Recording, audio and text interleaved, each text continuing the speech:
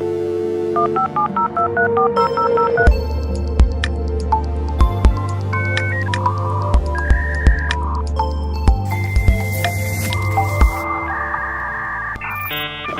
at the CISO role themselves, do you see it as, when we talked, maybe they come from a techie background, maybe they've come from a governance background. The one that I always kind of forget that, like, coming from my own background, I like is the cyber culture, the kind of the communications element. What is the CISO's kind of main community, main kind of focus in that kind of sense? So again, something I want to speak about tomorrow. One of my themes is about stakeholder management, but I drill down into allies. Okay. And I speak about allies just like in any other profession. If you're working in a business, you have your direct boss. It could be the CEO, it could be the board, whoever you're reporting to. But in the room that you're not in, who's speaking for you? Sure. You need to have a person who speaks for you. You need to have a person who's got your back, and they're not your mentor, they're not your coach. I know one American calls them sponsors, and the reason why they're sponsors, they're sponsoring your plan, your strategy, and they're the ones in that room who are gonna sit down and say, you know what, Adrian has a plan here. We need to back it. I'm supportive of this, and this is why. And you're not in the room. Okay. Yeah. Damn, that really happens very often. Adrian has no plan. Okay, that's fair enough. Okay, so tell me, what do you think the future role this also is going to look like? I mean, I talked about the idea that it's escalated very quickly. It's gone from techie to cover governance to cover cyber culture. 5 years time, assuming we're not all taken over by robots, what is the role of the CISO? I like that question. Thank you. It's actually one of the most interesting aspects. I thought about this. I thought about my journey in cybersecurity 23 years now. And I went from pure super techie all the way through into the governance, into understanding what the blend that is needed for cybersecurity, what is needed for a CISO role is. And I can tell you right now that the job that we had as security engineers, the original system administrators, has greatly changed. We've now become risk managers. We now understand risks of the entire business. We now understand budgets, so we need to know our dollars and cents. We now understand the technical aspect, and we also understand the office politics and how we can navigate them to get things done. So we are conversationalists, we're navigators, we are people who are trying to convince and influence. So the role has shifted from that black and white into this so many different layers. And what makes it very interesting is no matter how you look at it, at an executive level, you need to understand the business. You need to know what it does. You need to know what it sells. You need to know how it sells it. You don't need to be in marketing to know the marketing plan. You're an exec. You shouldn't wait for a monthly report to understand how the business is doing.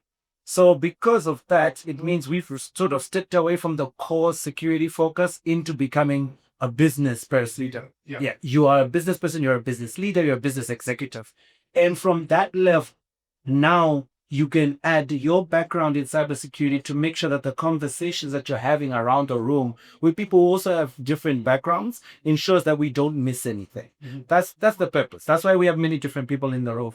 And I don't expect 5 years down the line that you will hear of a pure technical CISO who can't speak business language, who doesn't understand, EBITDA, who doesn't understand the fiscus, who doesn't understand policies. I wanted to name something, but then I think we're kind of on live TV.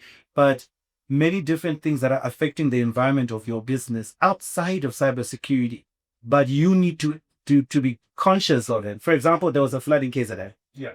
The floods in KZN had a direct influence on the people of KZN. However, they also had an influence on many different products that come from that area. If your business, which is situated in Cape Town, needed sugar, for example, when there was a sugar shortage, then that ultimately meant that your operations was going to go into a slowdown. Now, if you're a CISO sitting in that kind of business and you don't understand something as basic as what is affecting our operations, then they definitely don't want you in that room. Yeah. You're not adding any value. So that's more or less how I see the role evolving. It's going to become something where I understand what's happening around me. Me and the CFO can have financial discussions. about what we're trying to do from an operations and security perspective that he fully understands and he can support, because he can just turn on Bloomberg and he knows what's happening with Microsoft. Yeah. So we need to sort of become a little bit more future minded, where we want to go and why we're heading that way. Okay.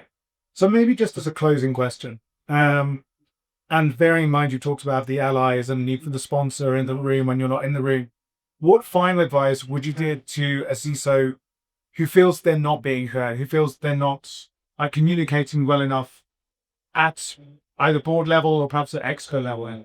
So I think, and I'm also going to drill on this tomorrow. It's actually quite interesting. I love the questions, Adrian. So Maybe later. yeah, no, I love it. The conversation point is always going to have to be, I think, from our perspective, is remember, this is still my job. This is still my profession. I've been working more heartedly at my cyber security for 20 something, 30, 50 years. Like any job, you need to understand what your critical success factors are. How do I know I'm shooting out the lights? Like any job, you need to know how you're measured. How do I know that I'm doing a great job? If my boss is the only person in the company who knows that I'm doing a great job, then nobody else knows that I'm doing a great job, and nobody else knows I'm doing the job, right? Unfortunately, we're still human beings. We still have an element of perception.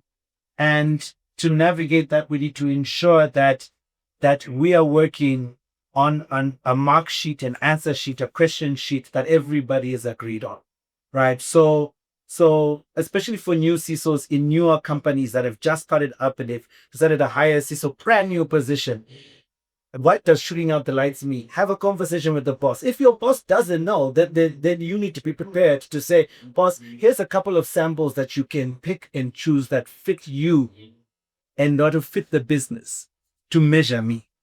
So I think that's an interesting one. I mean, I kind of use the football example of like the goalkeeper. Yes. So no one ever spots the goalkeeper until he's made a mistake. He was a stunning save. Yeah. And then maybe the CISO is the same.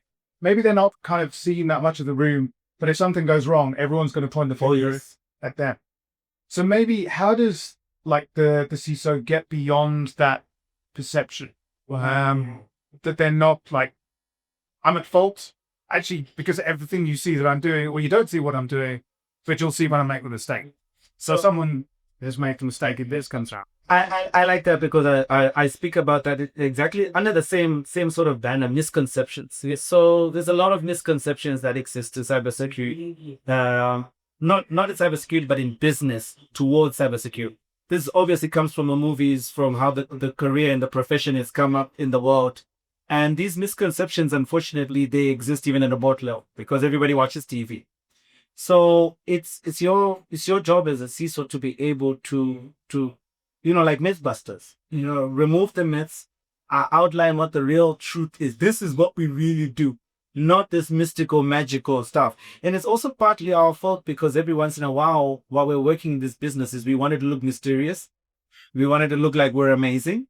But I feel that looking like we're amazing, it's far easier for us to just be amazing. Let's be impactful. Let's show how from my cybersecurity efforts, I have enabled the business to do X and Y. I give a great example and I can share it with you. For example, there are some countries that look at environmental sustainability, governance, ESG as a primary factor for them. Yeah.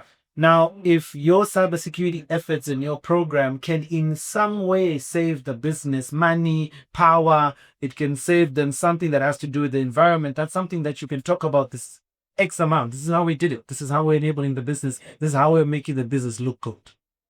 Right? And it's unfortunately about you being impactful more than you being, a magician.